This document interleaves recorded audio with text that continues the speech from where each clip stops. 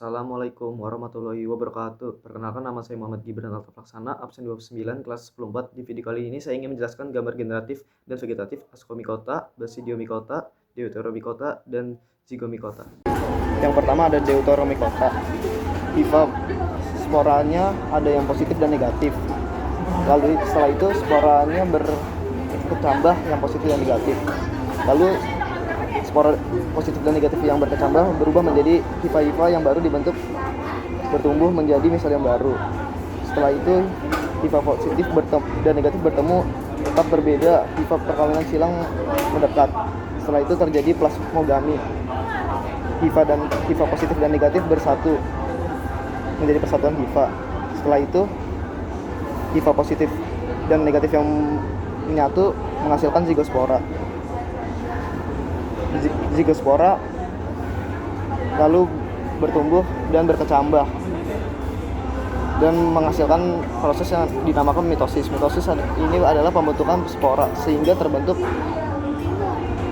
haploid positif dan negatif.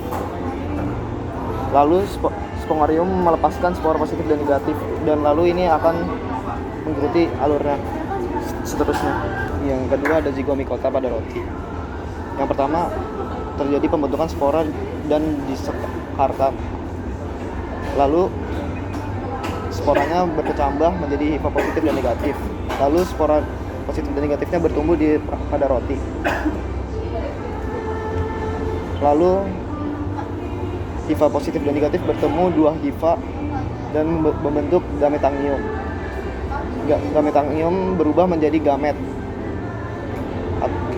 Setelah menjadi gamet, terjadi proses yang namanya plasmogami atau peleburan dan menjadikan zigot.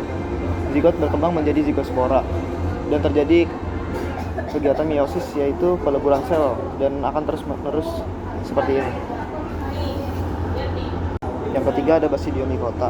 Yang pertama, hifa positif dan negatif mengalami peleburan atau plasmogami menjadi bersatu seperti ini, tapi yang menyatu hanya sitoplasmanya saja atau miselium dikaryotik. Lalu miselium dikaryotik berubah menjadi basidiokarp, tumbuh menjadi tubuh buah yang terikat seperti jamur payung.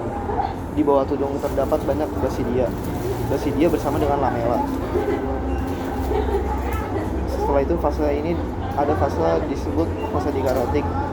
Di dalam basidia haploid terdapat dua yang masih terpisah. Setelah itu ada proses yang namanya kartogami. Kartogami ada dua inti haploid akhirnya menyatu. Lalu terbentuk dua diploid. Di sini ada tahap meiosis. Basidium berisi 4 inti hapiosit. Ada 4 hapiosit masuk tumbuh pada basidium, terbentuk 4 basidiospora. Pembentukan basidiospora, basidium dengan 4 ujung. Lalu basidiospora melakukan penyebaran atau perkecambahan, dilepaskan ke lingkungan oleh angin yang dinamakan proses haploid. Lalu prosesnya diulang secara terus-menerus. Yang keempat ada Ascomycota. Plasmogami terjadi pertemuan antara hifa dari dua tipe berbeda. Struktur jantan disebut anteredium dan struktur betina disebut asconogium. Bertemu dan sitoplasmanya menyatu, pembentukan ascokarp. Setelah plasmogami terbentuk hifa dikaryotik, sel dengan dua inti haploid yang kemudian berkembang menjadi tubuh buah yang disebut ascokarp. Karyogami, di dalam sel ascus yang ada di dalam ascokarp, dua inti haploid akhirnya menyatu menjadi satu inti diploid. Ini disebut karyogami yang membentuk zigot. Yang tahap selanjutnya ada meiosis. Inti zigot membelah secara meiosis untuk menghasilkan inti haploid. Pembentukan ascospora melalui proses mitosis. Lebih lanjut, inti haploid tersebut berkembang menjadi ascospora yang tersimpan dalam ascus. Penyebaran ketika sudah matang akan pecah dan melepaskan ascospora ke lingkungan. Jika jatuh di tempat yang sesuai, ascospora akan berkecambah kembali menjadi miselium baru. Pembentukan sporanya, jamur membentuk spora aseksual sering disebut conidia pada struktur khusus yang disebut conidiophore.